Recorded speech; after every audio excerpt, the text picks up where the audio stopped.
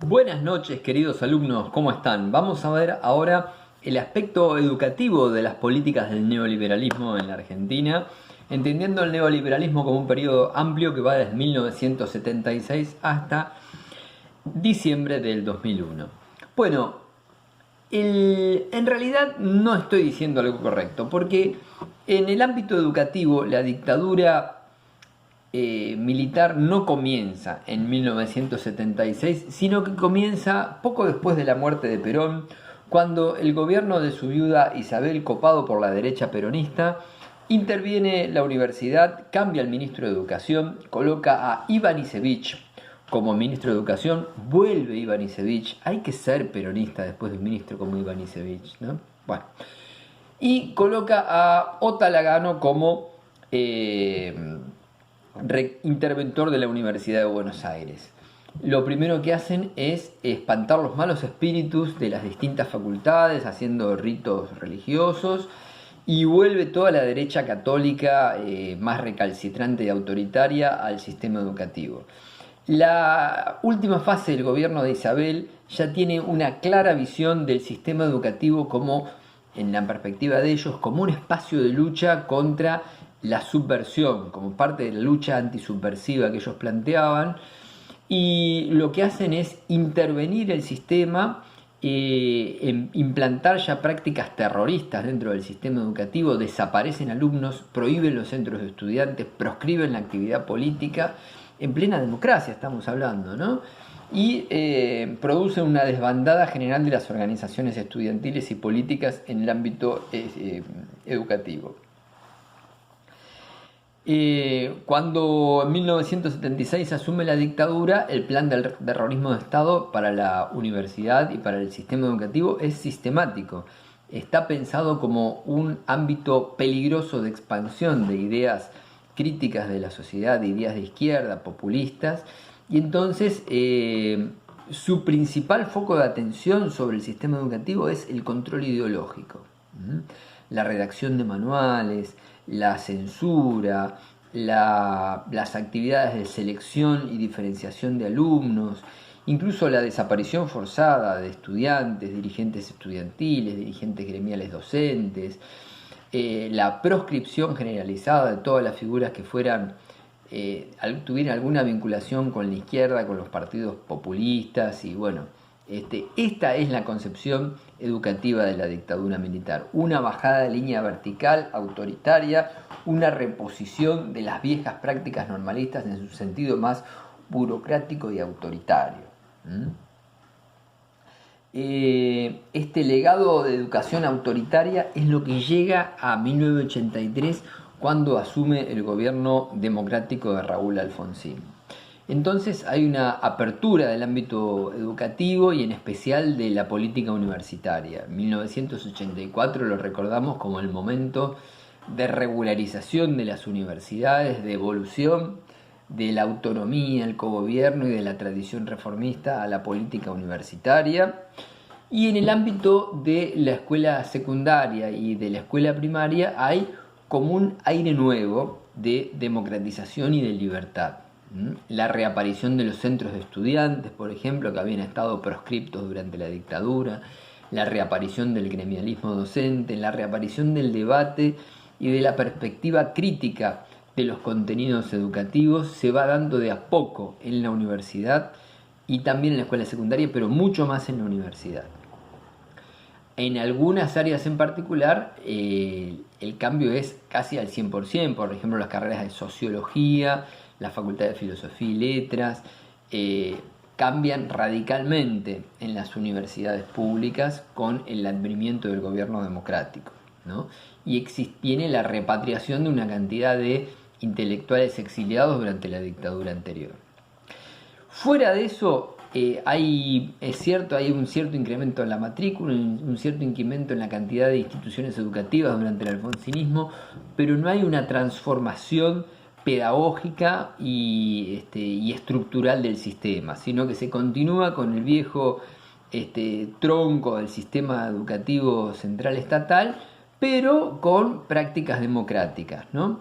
Lo más importante en educación del gobierno de Alfonsín es más allá de su política de derechos humanos, que fue como un clima de época, ¿no? Desde el punto de vista del sistema educativo, lo más importante fue el Congreso Pedagógico, que tuvo lugar en el año 1985, que fue pensado como un espacio de debate para contrarrestar, desarmar, revertir el autoritarismo en la educación. Y fue un espacio de participación muy abierta, muy generalizada de toda la sociedad civil, de todos los actores educativos, pero no solo de actores educativos, que deliberaron libremente y tenían como finalidad estratégica desterrar el autoritarismo de la educación, ¿no? Deja como legados una serie de principios pedagógicos que tienen que ver, son muy cercanos a lo que vimos décadas anteriores como la escuela activa o la escuela nueva, ¿no? Democracia educativa, participación, debate, experimentación en el sentido de partir de la práctica hacia el conocimiento teórico, la construcción de conocimientos ascendente y no vertical y descendente. En este sentido, las conclusiones del Congreso Pedagógico son claramente antinormalistas, pero sin romper con el sistema, es decir, preservando la educación como un baluarte del sistema público que había que conservar, ¿no? Lamentablemente la experiencia del gobierno de Alfonsín termina en el golpe económico de mercado y en un fracaso económico, y en los saqueos y en el fantasma de la desorganización económica y del golpe de mercado y de la hiperinflación, ¿no? Eso es el trauma que deja el gobierno de Alfonsín. Desde el punto de vista educativo pasa como desapercibido las conclusiones del Congreso Pedagógico, pero van a ser retomados durante el gobierno de Menem como argumentos para fortalecer la reforma educativa de la década de los 90. El gobierno de Menem dijimos que es un gobierno neoliberal, que se orienta hacia la privatización, la desregulación, la flexibilización laboral, el fortalecimiento del capital sobre el trabajo. Bueno, ¿qué es lo que busca del sistema educativo? Aquí sí tenemos en el menemismo, tenemos el neoliberalismo en educación en forma definida. La dictadura rompió la columna vertebral de quienes podrían organizar una respuesta popular contra el autoritarismo. Bueno, el neoliberalismo aplica la reforma. ¿Cuál es el contenido de esa reforma? Tiene dos finalidades. En primer lugar, achicar el gasto del Estado. Toda esa idea que venía del liberalismo original de que el Estado tiene que ser un impulsor de la educación, el neoliberalismo deserta de esa idea y dice no, acá hay un gasto que tenemos que achicar. Y en segundo lugar, en lo posible transformar la educación en un negocio. Aquí siguen los lineamientos de la Organización Mundial de Comercio, que quiere establecer el servicio educativo como un servicio lucrativo más. Esos son los dos intereses sobre todo sobre el sistema educativo. Entonces, ¿qué pretende el neoliberalismo de la educación? Gastar menos y que se hagan negocios en lo posible. Alfredo Bravo, un diputado socialista de la época, criticando desde la oposición al neoliberalismo, dice: el principio es muy claro, lo que da ganancia se privatiza y lo que da pérdida se provincializa. Entonces, lo que hace el gobierno nacional es desentenderse de las escuelas y de los hospitales y se los deriva a las provincias. Las provincias no pueden sostenerlo, entonces se lo derivan a las municipalidades. Las municipalidades no lo pueden sostener, entonces lo dejan en quiebra, lo dejan en autogestión, lo pasan a cooperativas, o que se encargue quien se pueda, pero el gobierno nacional redujo su déficit fiscal y achicó su presupuesto público y los números frente al Fondo Monetario Internacional cierran mejor. Ese es el objetivo con el sistema educativo. Ahora bien, esto no lo ponen en práctica en forma directa, siempre tratan de mantener un discurso como que van a apoyar la educación.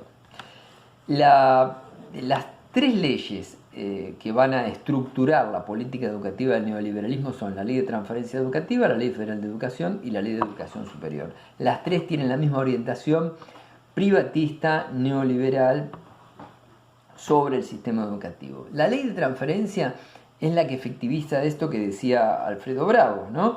El sistema educativo público no da ganancia porque vos no le podés cobrar a todos los alumnos por ir a la escuela. Entonces, lo que hace la nación es derivar a las provincias los servicios educativos. Ahora bien, el problema es que tiene un costo esto, entonces las provincias no lo quieren aceptar si no es con las correspondientes partidas. Entonces el gobierno nacional dice, bueno, nosotros les damos las partidas y ustedes asignanlas como quieren, pero a su vez establecen pautas de ajuste para las economías provinciales.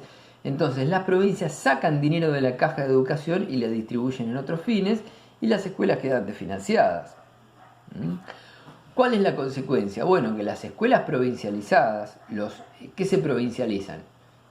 Las primarias ya no quedaban porque las pocas primarias nacionales que habían ya habían sido provincializadas décadas antes. Entonces se provincializan escuelas secundarias e institutos terciarios de educación superior, no universidades. Entonces, estas instituciones educativas que se provincializan van con la partida, pero la partida presupuestaria se destina a cualquier otra cosa. Entonces, las provincias no pueden sostener la calidad educativa que tenían estas escuelas y profesorados en la época anterior cuando eran nacionales. Esto hace que haya una gran heterogeneidad en el sistema educativo nacional. Entonces una escuela de Jujuy queda totalmente desfinanciada y a lo mejor una escuela de Neuquén se mantiene un poquito más, ¿no? Y en la capital federal en general se mantienen en mejores condiciones que en el resto del país. La segunda ley, la ley de transferencia educativa hace que el Ministerio de Educación Nacional sea un ministerio sin escuelas. Desde entonces el Ministerio de Educación no tiene escuelas que dependan de él. Ni primarias, ni jardines de infante, ni secundarios, ni universidades porque son autónomas, ni institutos superiores no universitarios. Es decir, el Ministerio de Educación es un ministerio de la pura concertación y la coordinación, pero no tiene a nadie a quien dirigir en forma directa. La segunda ley es la Ley Federal de Educación, ¿qué hace la Ley Federal de Educación? Toma los argumentos del Congreso Pedagógico de la época del radicalismo, del gobierno de Alfonsín, y con estos argumentos pedagógicos establece una transformación estructural en el sistema educativo que termina facilitando el ajuste y la reducción del gasto en educación. Los argumentos pedagógicos eran bastante buenos, bastante progresistas porque fueron tomados del Congreso Pedagógico del gobierno radical. Entonces se proponía en la reforma de los 90 una educación con sentido, orientada desde el interés del alumno, que tenía que estar vinculada al contexto social, que tenía que estar basada en el diálogo, incluso contenía capítulos sobre educación ambiental, educación, decían, para discapacitados. Tenía una serie de contenidos que eran ideológicamente sumamente democráticos y que tenían un parecido a la vieja escuela activa. Ahora bien, cuando vamos a la estructura del sistema, cambia completamente. ¿Por qué? Porque en primer lugar establece el principio de subsidiariedad, es decir, establece que los responsables de la educación son no solo el Estado, sino organizaciones privadas, familias, escuelas privadas, ¿no? O sea, principio de subsidiariedad. Y en segundo lugar, reconoce el estatus de las escuelas privadas como un derecho de los padres a mandar a los hijos a escuelas privadas. Y como si fuera poco, legaliza también la práctica de los subsidios a escuelas privadas. Quiere decir que si hay alguien que sale ganando con la Ley Federal de Educación, son las escuelas privadas que se aseguran su legalización como subsistema de la educación. Otra característica es que extiende la obligatoriedad a 10 años y incluye también hace una reforma en la estructura del sistema. La escuela primaria pasa a ser, se llama Educación General Básica, pasa a ser de 9 años, o sea que se agrega el octavo y noveno como tercer ciclo de EGB, séptimo, octavo y noveno, y finalmente se establece un ciclo polimodal, que sería la escuela secundaria de 3 años, dentro de las cuales no se incluye la rama técnica. La idea básica es, si no hay proyecto de país industrial con el neoliberalismo, ¿para qué queremos escuelas técnicas, ¿no? Entonces se desbarata completamente la rama técnica y se la llama orientación de bienes y servicios. Esta orientación de bienes y servicios es muy chiquitita para comprender a todas las escuelas industriales que antes dependían del CONET. Entonces queda muy menguada e incluso en bienes y servicios se incluye, por ejemplo, administración de empresas, gastronomía, hotelería, todo eso está en bienes y servicios, ¿no? Es decir que eliminan prácticamente la rama técnica, que desaparece y queda muy menguada. La tercera ley importante del sistema de la reforma educativa de los 90 es la Ley de Educación Superior, que la vamos a ver en la segunda mitad del año, pero que digamos que en principio tiene una orientación privatista, en buena medida vulnera la autonomía de las universidades nacionales reconocidas en la Constitución Nacional. ¿Por qué? Y bueno, porque crea una serie de órganos que restringen sus facultades, porque establece que el Poder Ejecutivo de la Nación puede establecer los contenidos de algunas carreras muy significativas del ámbito universitario, y porque le establece cuáles son las facultades de los órganos de las universidades, establece una cantidad de limitaciones que hicieron que las universidades recurrieran a la justicia y lograran que se declaren inconstitucionales para ese caso particular. Entonces, por ejemplo, durante mucho tiempo la Ley de Educación Superior no se aplicó ni a la Universidad de Buenos Aires, ni a la Universidad de Córdoba, ni a la Universidad de La Plata. Quiere decir que tenemos una ley de educación superior sumamente desarticulada, con muchos baches, con una rémora ideológica del neoliberalismo, y lo que sí tiene son beneficios para las instituciones universitarias privadas. ¿Por qué? Porque les reconoce un estatus legal, les reconoce la posibilidad de expedir sus títulos, de dictar sus planes de estudio, las reconoce como agentes del sistema y establece un órgano que califica a las distintas universidades, que es la CONEAU, Comisión Nacional de Acreditación Universitaria, que le permite calificar a las distintas universidades. Esto es muy bueno para las universidades pequeñas, para las universidades recién creadas y para las universidades privadas, porque les da prestigio tener el reconocimiento de la CONEAU. Las universidades nacionales tradicionales no necesitan ese reconocimiento y solamente sirve para que las privadas compitan con las nacionales.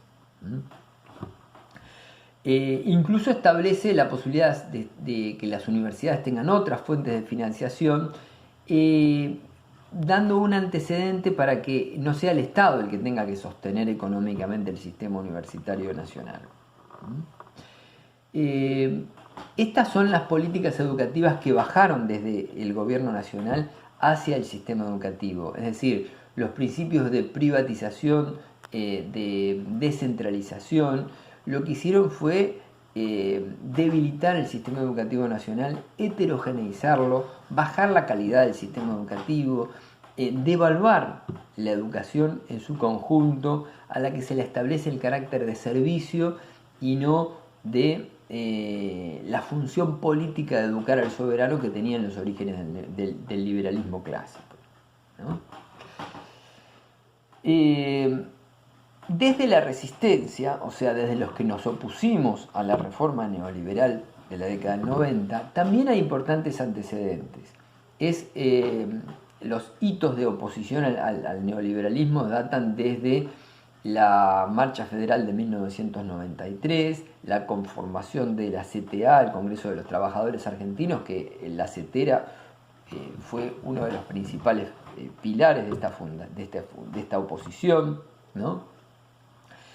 Y a partir de 1997 van a surgir movimientos territoriales que se van a oponer a las políticas del neoliberalismo, en los que después se llamaron movimientos piqueteros, que van a tener siempre un brazo educativo, porque ellos están pensando que ni el mercado ni el Estado rinden los beneficios que tienen que rendir, entonces de la educación de la gente tienen que hacerse cargo los propios militantes sociales en sus organizaciones. Entonces todas estas organizaciones tienen alguna instancia educativa, sean talleres, sean escuelas, sean bachilleratos populares, siempre tuvieron algunas iniciativas educativas que después, con la reforma populista, van a converger dentro del sistema educativo. En el neoliberalismo no, quedan en la oposición.